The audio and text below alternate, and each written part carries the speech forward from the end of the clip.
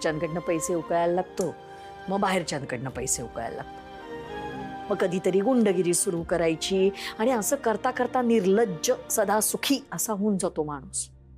मग त्याला कुणाबद्दल काहीही वाटेन असं होतं. ती आली आली. आता हा विषय काढायचा नाही, हो. आता चांगलंच बोलायचं, आनंदाची बातमी द्यायची.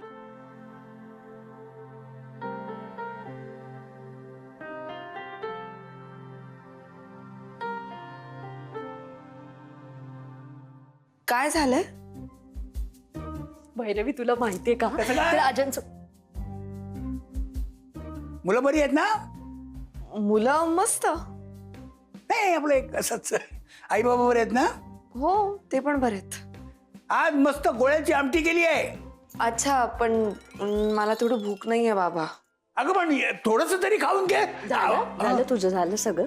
मी सांगत होते ना तिला. नाही पण मी मूड बघत होतो. कसल्या टोमल्याचा मूड? आपण चांगलीच बातमी देतोय ना आणि मूड सुधारणारच आहे ना. नाही, तू आधी मला तिला ती चांगली बातमी देऊ दे. भैरवी भैरवी काय झालं?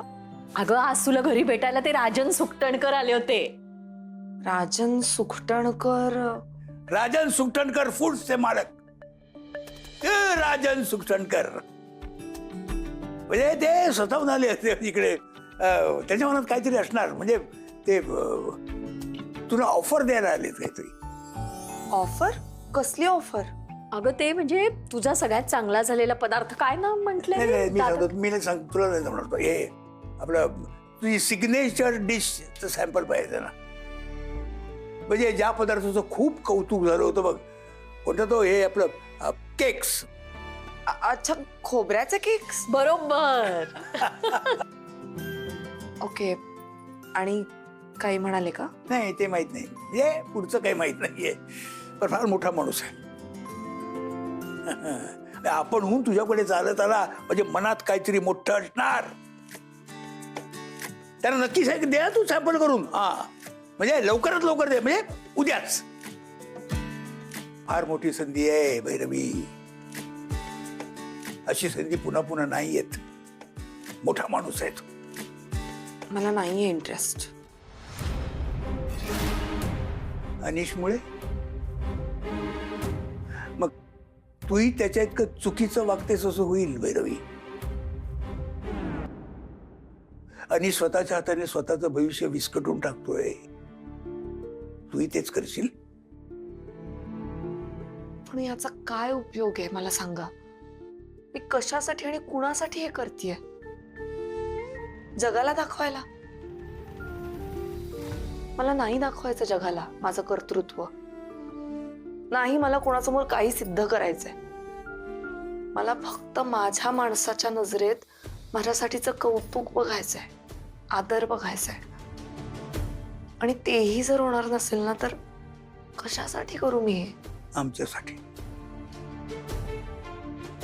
मुलांसाठी. आम्ही कोणीच नाही आहोत का तुझे? आम्हाला तुझ्याबद्दल कौतुक आहे, मुलांना तुझ्याबद्दल आदर वाटतो. आणि ते टिकवणं फक्त तुझ्या हातात आहे भैरवी. भैरवी, यश नेहमी ज्या पायरीवर आपण उभे असतो त्याच्या एक पायरी वर असतं आणि ती एक पायरी आपण चढायची असते. मागे नसतं फिरायचं, नाहीतर यश आपल्याला हुलकावणी देतं. हे अनिश सारखे जे लोक असतात ना, त्यांना ही तुम्हाला संधी कधीच मिळू नये असं वाटतं. त्यांना अद्दल घडवण्याची हीच संधी असते. आणि या एका घटनेमुळे तू तुझं स्वप्न सोडून देऊ नकोस भैरवी. एक पाऊल पुढे टाक. ते सॅम्पल त्यांना करून दे. बघू नशिबात पुढे काय असेल ते. ठीक आहे बाबा, मला मान्य आहे. एक एक पाऊल पुढे जाऊया आपण. आणि मी करून देईन त्यांना सॅम्पल.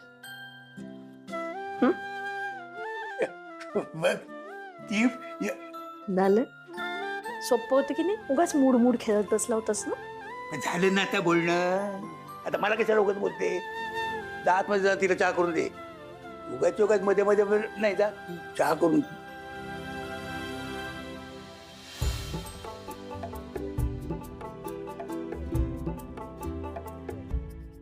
कॉमेडी तुले सांगतो का बाबा, काय रुबाब माहितीये काय, सूट बूट असं इंग्लिश फिंग्लिश असं यस नो कडक. हा पण मला प्रश्न पडून राहिला की एवढा मोठा रुबाबदार माणूस आपल्या घरी आलाच कसा, त्या भैरवीला भेटायला आलाच कसा? ते तर बोलतो ना, एवढा मोठा माणूस आपल्या घरी भैरवीले भेटायला आला. हा कौतुक कायचं करता हो तुम्ही? चुप बसा ना. मला तर यामध्ये ना असं काहीतरी झांगड गुप्ता दिसून राहिला बा. हा म्हणजे पहा ना, एवढा मोठा माणूस बा, म्हणजे असं भेटायला सगळेजण धाऊ धाऊ जात होते ना, हात मिळवत होते त्याला. त्याच्या हातून 10 लाखाचं बक्षीस काही छोटी गोष्ट आहे का? 10 लाखाचं बक्षीस दिलं गेलं. एवढा राजा भोज माणूस या गंगू तेलिनीला भेटायला कशाला आला? सॅम्पल घ्यायला. कायचं? ते आपलं ते भैरवीने नाही काय ते आपलं हे ते काय ते ते ते ते काही नाही. त्या भैरवीनं आयुष्यात काहीतरी युक्लूस काहीतरी केलं. मारे तिचं कौतुक बापा एवढ्या मोठ्या माणसाकडून. या राधानं जन्मभर भाकऱ्या थापल्या, कोणी कौतुक केलं नाही मला. नाही ना, कॉमेडी मी आहे ना, मी करतो ना कौतुक तुझं. बाबा मोठ्या माणसानं, राजा माणसानं कौतुक केलेलं वेगळं असते, पागल माणसानं कौतुक केलेलं वेगळं असते. का रे बापू? तुला का आता राजन सुकटणकरनी कौतुक करायला पाहिजे का? नाही माया तसं म्हणणं नाही. माया त्याने नाही कौतुक करा असं नाही, पण त्या भैरवीचंही कौतुक त्यांना करू नये असं मला मनापासून वाटतं. का रे बाबू? हा ते बरोबर आहे. हे सुटा बिवटातली लोक आहेत ना, यांना बघितल्याबरोबर राग येतो मला. कसा वागत होता घरी, तसं त्याचं घर आहे, माझं नाही. मी औरा काय होता त्याचा, तसा मी त्याचा नोकर आहे. कसा बघत होता मला तो? अरे आता काय करतो तू त्याले काय बोलतो तू? आता मला सांग का बाबा, बोर्डावर काय लिहिलं होतं तू? बाबा मी गाढव आहे. काय? मी नाही ना, ते त्यांनी लिहिलं की बाबा तो गाढव आहे. आता त्यांनी येताना वाचलं असेल तर काय करणार बाबा, जे वाचलं तसंच बघितलं ना तुझ्याकडे. बरोबर. हा ते मी असं लिहिलं मुद्दाम की मला वाटलं सगळ्यांची सहानुभूती मिळेल मला. बाबा हे असं लिहून सहानुभूती मिळत असते का? बाबू अजून लहानच आहे का रे बाबू तू? जाऊ दे ना, कॉमेडी जाऊ दे ना बाबा, सोडून दे ना बाबा, समजून घे ना. त्रासलेलं पोरग आहे ना, ते समजून घे जरा. घेतलं पण मग त्या सुकटन करायचं काय करायचं सांगा बरं मले. बाबू आणि मी काय म्हणतो का बाबा, तू आता गाढवपणा केलाच ना बाबा, माझी चूक झाली. एक काम कर, तू आता सुनबाईकडे जा, पण तिला सांग का बाबा मी तुला मदत करतो, ते सॅम्पल घेऊन सुकटनकराकडे जातो असं तिले सांग. ठीक आहे, मी तसंच करतो ना.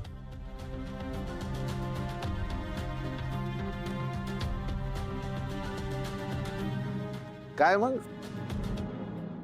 केलं की नाही बावलं माझ्या हातातलं? मग त्या बावल्याला आधीच काऊन नाही सांगितलं? मी हा गाढवपणा केलाय असं जेव्हा त्यांनी लिहिलं तेव्हा असा मूर्खपणा करू नको रे बा असं काऊन नाही सांगितलं त्याला? बरं असं ना, कधी कधी मूर्खपणा केलेला पण आपल्याच फायद्याचा ठरतो ना. तुले सांगतो का बाबा, हा आता आपल्या राज्यातलं कायमचं प्याद झालंय. हा ते बरोबर आहे, हे प्याद आलं आपल्या राज्यात, पण तिच्या राज्यात गेलं ना ते प्याद ठकूबाई निलिमा तिचं काय करायचं समजून नाही राहिलं. लयच उड करून राहिले बाबा ते. तिला दाखवाच लागते शॅम्पल.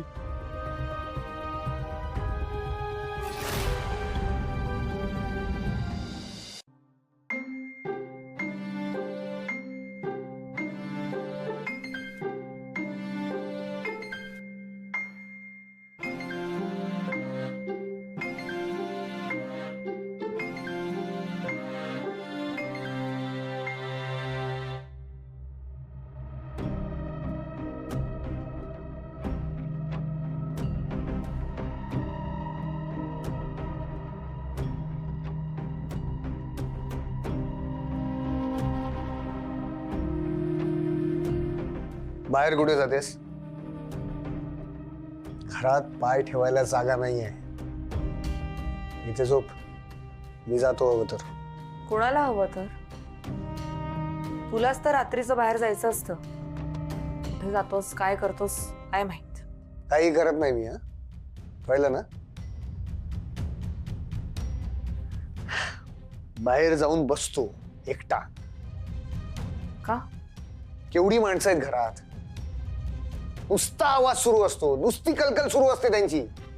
मला शांतता हवी असते म्हणून जाऊन बसतो मी.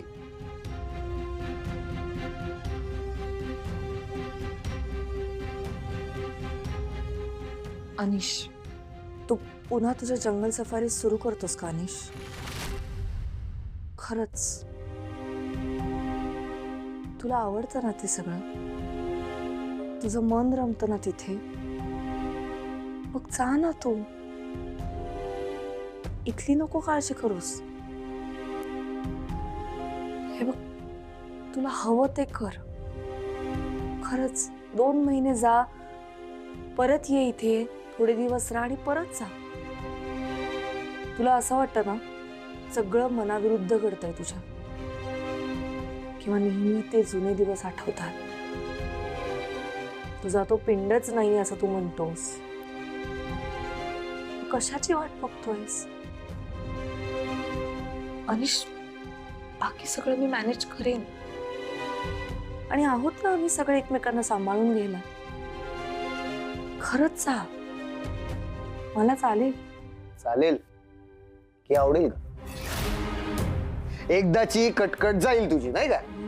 ओ गॉड. वॉट? खरं सांग, हेच हवंय तुला? घरातले बाकीचे सगळे एक एक करून कधी ना कधीतरी जातीलच. मी गेलो म्हणजे तू आणि मुलं. तुला मुलं तुझ्याकडे हवी होती, बाबांना त्यांच्याकडे. तुमच्या दोघांची इच्छा पूर्ण होईल ना? अनिश, असं काहीही नाहीये. वाईल्ड लाईफ आहे, तुझं पॅशन आहे. तुलाही तुझं आयुष्य परत मिळेल. आणि मी इथून गेलो की माझ्या मागे तुम्ही माझ्या नावानी बोंबा मारायला मोकळे, नाही का? अनिश कसा बेजबाबदार आहे. सगळी जबाबदारी बिचारी तुझ्या खांद्यांवर टाकून गेला. हा?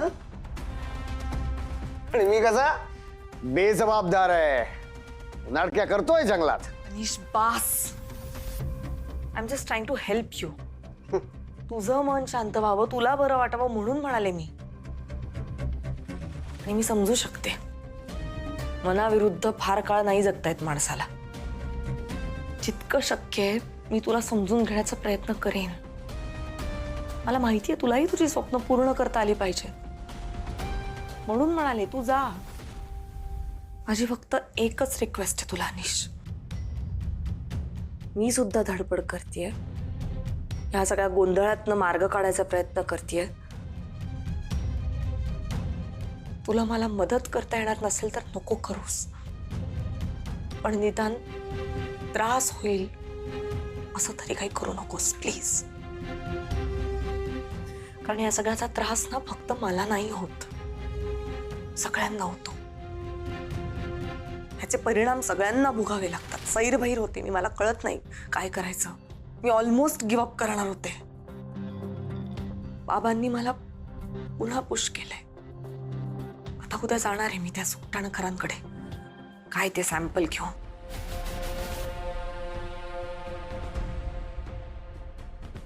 ओके, तुला हवंय ना की मी माझ्या मनासारखं काहीतरी करावं? मग उद्या ते सॅम्पल मी घेऊन जातो त्या सुकटणकरकडे. नाही, नको. तो कुठेही जाणार नाहीये सनीश. मी बघेन काय करायचं ते. का ग?